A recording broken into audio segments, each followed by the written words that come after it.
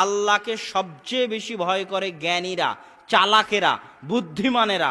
আর আল্লাহকে ভয় করে না গাধারা, আল্লাহকে ভয় করে না গর্ধবেরা, আল্লাহকে ভয় করে না বোকারা, আল্লাহকে ভয় করে না অচলেরা, আল্লাহকে ভয় করে না অর্থব্যরা, আল্লাহকে ভয় করে না মূর্খরা, আল্লাহকে ভয় করে না জাহেলেরা, আল্লাহকে ভয় করে না অজ্ঞরা।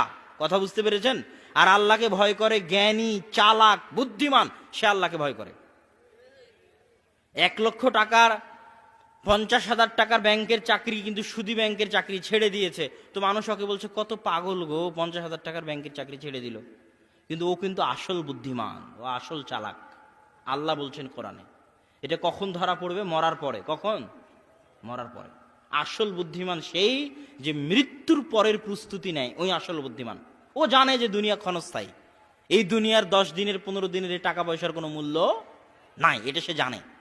আর যে জানে না, সে পৃথিবীর হাকিকত জানে না, সে আসমান জমিনের হাকিকত জানে না, সে জান্নাত জাহান্নামের হাকিকত জানে না, সে পরকালের হাকিকত জানে না, সে তার নিজের রূহের হাকিকত জানে না, সে তার চোখ, মাথা, ব্রেনের হাকিকত জানে না। আল্লাহ সুবহানাহু ওয়া তাআলা তাকে যে ব্রেন দিয়েছেন, বিজ্ঞান বলছে, বর্তমান বিজ্ঞান, যে মানুষ যদি 800, 900, 1000 বছর বেঁচে থাকে, তো এই ব্রেন এত পাওয়ারফুল যে 1000 বছরের সব ঘটনা মনে রাখতে পারবে। আপনি মনে করছেন 60 বছর বেঁচে আছি, 60 বছর পর কথা ভুলে যাচ্ছেন, মনে থাকে না, তাহলে